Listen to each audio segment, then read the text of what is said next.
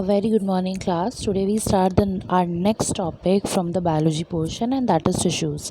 I just told you what are cells. Now, what are cells? Cells are the structure and the fundamental unit of life. Okay, and each cell have different functions. So basically, the group of cells are known as tissues. Okay, now what are the functions of these tissues? Every tissues have a specific functions. For example, muscular tissues are involved in the muscular functions, and the nervous tissue involves in the nervous system and the coordinating system.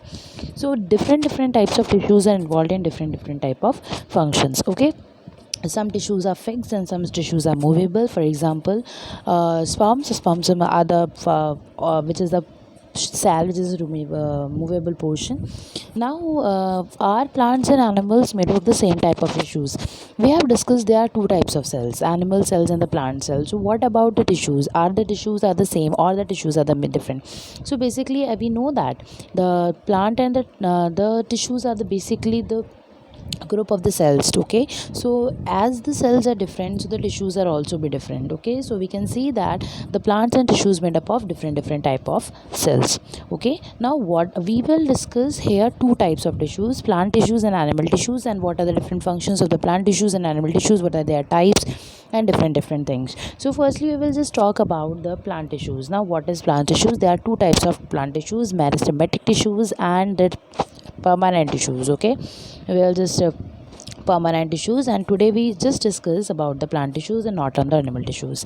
Now there are two types of tissues, plant and meristematic tissues. Now, what are meristematic tissues? The meristematic tissues are the tissues which have the ability to divide continuously throughout the life. It means they didn't lose the ability to divide until death. Okay, so in the whole process their lives, they are doing the dividation process. Now here you can see here the experiment, which is not necessary from the examination point of view. So here you just see that in this diagram, here the three portions: apical meristems, intercalary meristems, and the lateral meristems. These are the different portions which are present in the dividations. Mainly you can say that the dividations on the growth is maximum at the apical portions, and intercalary and the lateral portion having the ability of to divide but lesser than the apical meristems. Okay, and the growth of the plant occur only in the certain specific regions, and these are known as meristematic tissues. Okay, so these are the dividing tissues. So this is about the meristematic tissues, and apical meristem is present at the growing tips of stems and roots and increasing the length. Okay, so mainly apical meristem is involved in the lengthening the plant. Okay, and the girth of the stem root increases due to the lateral meristem, that the roots can increase inside the earth, so it is responsible by the lateral meristem. Intercalary is just present between them. So the tissues which are the dividing in whole their life are known as meristematic, but some of the tissues are also here which firstly grow very fast and then lose their ability to divide and just become dead. Okay, example for bark. Okay, so these are the tissues which are known as the permanent tissues. Okay, so they lose the ability to divide. As a result, they form a permanent tissue and taking shape, and while they are just doing this process, they take their specific shape and size and process. Okay, now there are the two types of the permanent tissues, mainly the simple permanent tissues and the complex permanent tissues.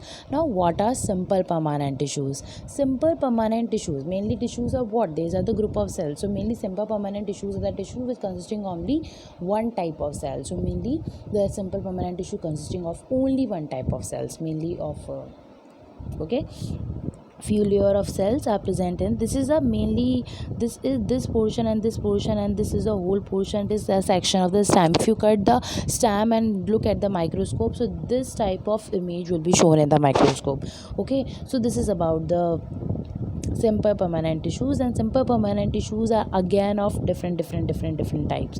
These are of parenchyma. Just look at the words and just hear the words very clearly, because these are some the complex words and you have to learn them.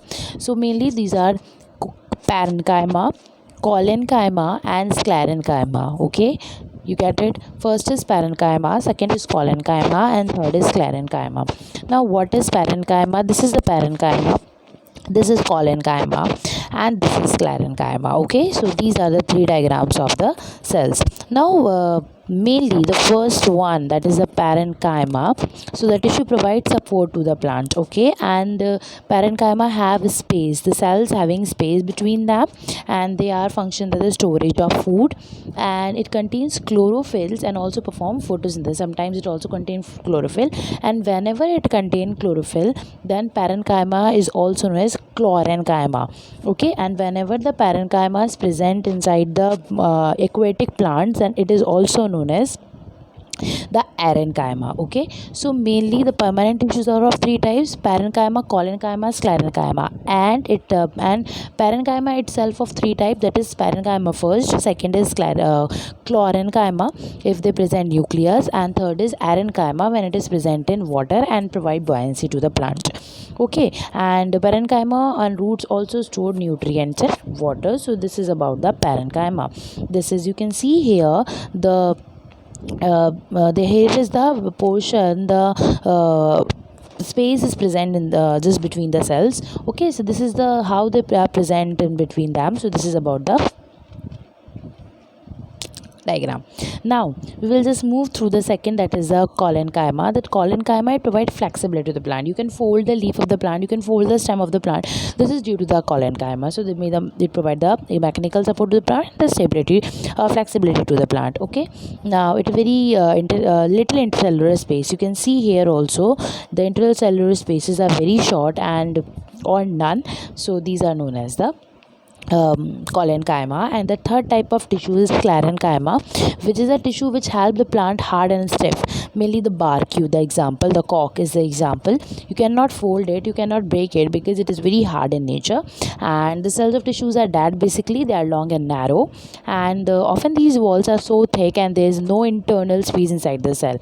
And the tissues present stamps around the vascular bundles in the veins and the leaves, and it's a hard covering of seeds and provided strand to the plant. Because of its hard nature, it provides strand to the plant. You can see here this present in the form of this narrow lumen and the form of this, and this is basically of the dead type of cells, okay.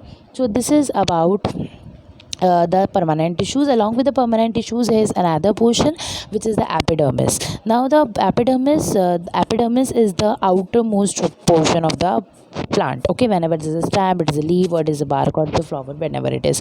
So the epidermis consisting of a very protective parts of the body. Epidermis cells on the aerial parts often secrete a wax, okay. Why it secrete the wax? Because this is a portion, the aerial portion is at direct contact with the surrounding, and due to the direct contact with the surrounding, it may be lose water very fast, and due to this prevent to the loss of water, it have the waxy layer, and this waxy layer just prevent the loss of water. So this is about the epidermis, okay. So there's a protective role to play, and most epidermal cells are relatively flat because the outer and the side walls are thicker than the inner walls, okay.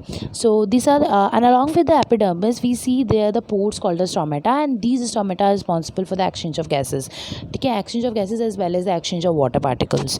So this is about the, along with this, you can see here also in this diagram that these are the stomata and the guard cells, okay.